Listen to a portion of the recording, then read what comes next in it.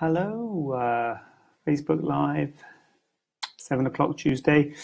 Hope you are well. Hope everyone's well out there. And we've got some questions here tonight to go through as ever. Please feel free to ask any questions live and direct, and I'll do my best to answer them if I can. Or if I miss the questions, then I will always answer them later. If you put them in the comments, I will answer them directly. So I've got a few questions here, which I had up on my screen. Here we go. There it is.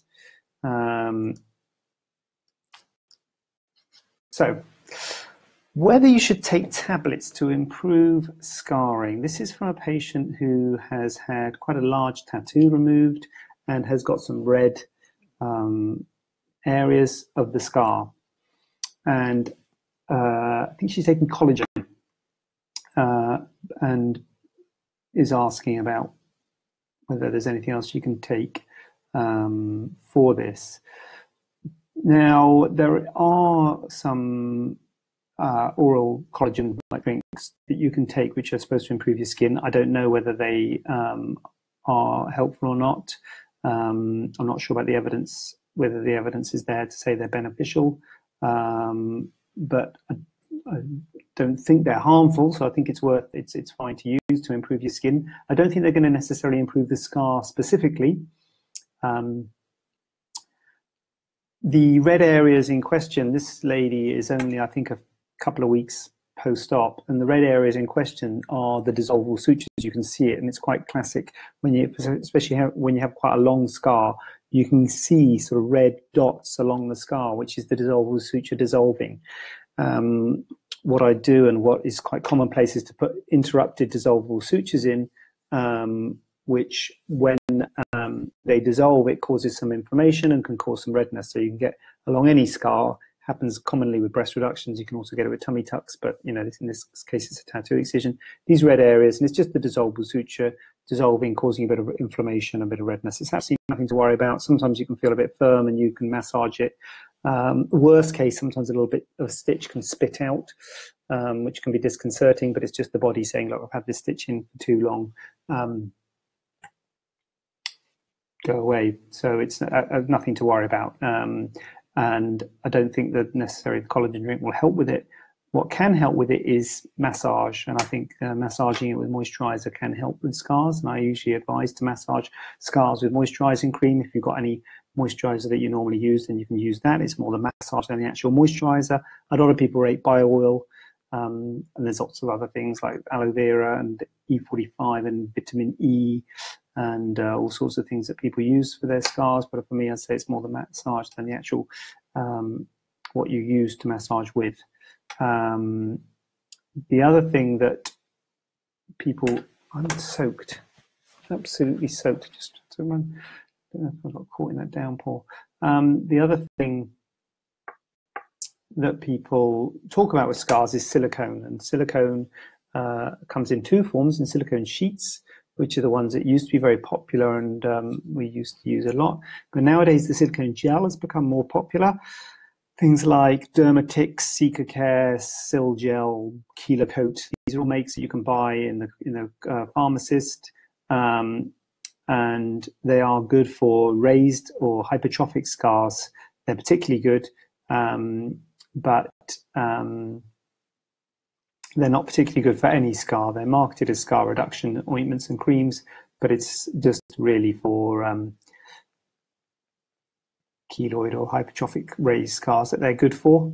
So they're not really, I don't think there's any evidence to say they're good for all scars. And the problem with them is that you can't really massage, because if you massage them, you rub the ointment off.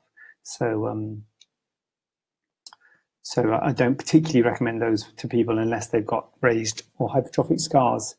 So in this case, this lady's just got some redness in her scar, so I'd say just massage it with cream, and I wouldn't particularly recommend the collagen or anything else to take orally that will make the scar better.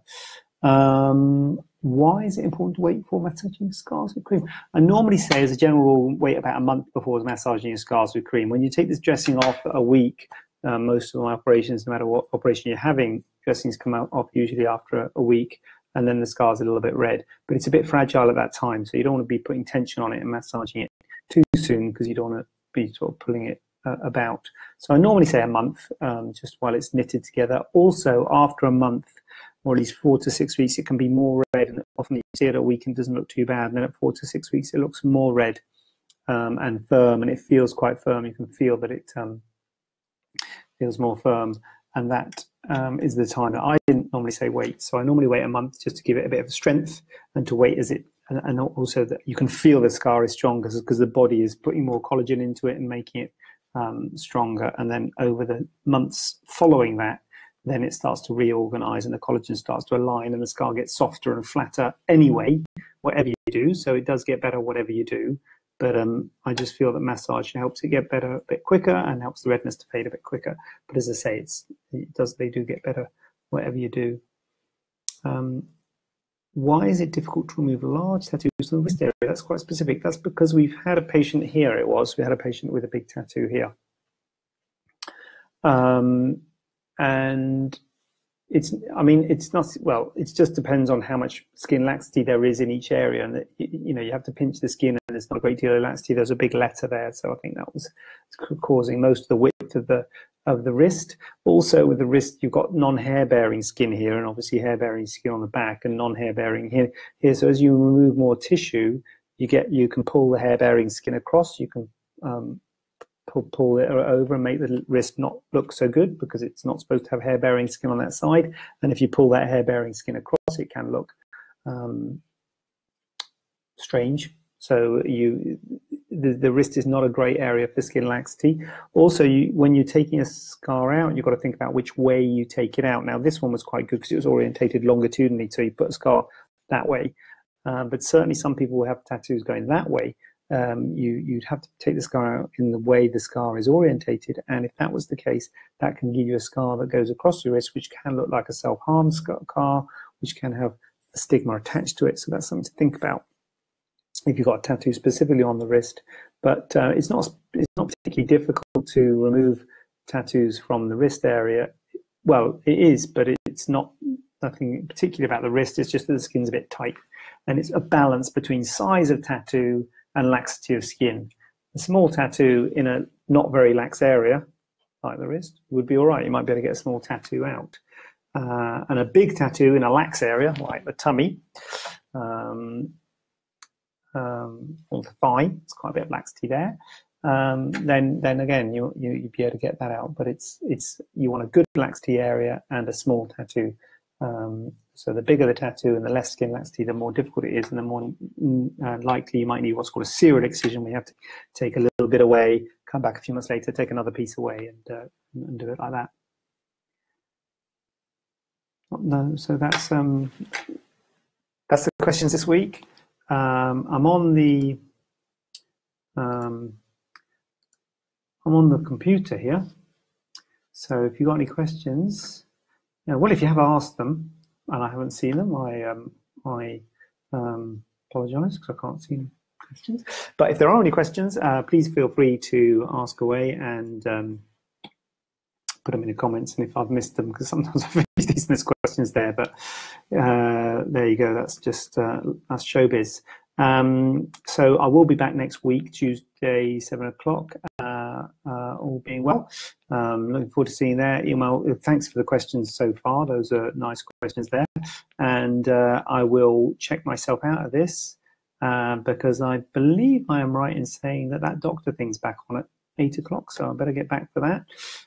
What is it, Dr. Foster? So get back for that. So I better check out and hope the traffic's not too bad. So until next week, I will see you then. Bye.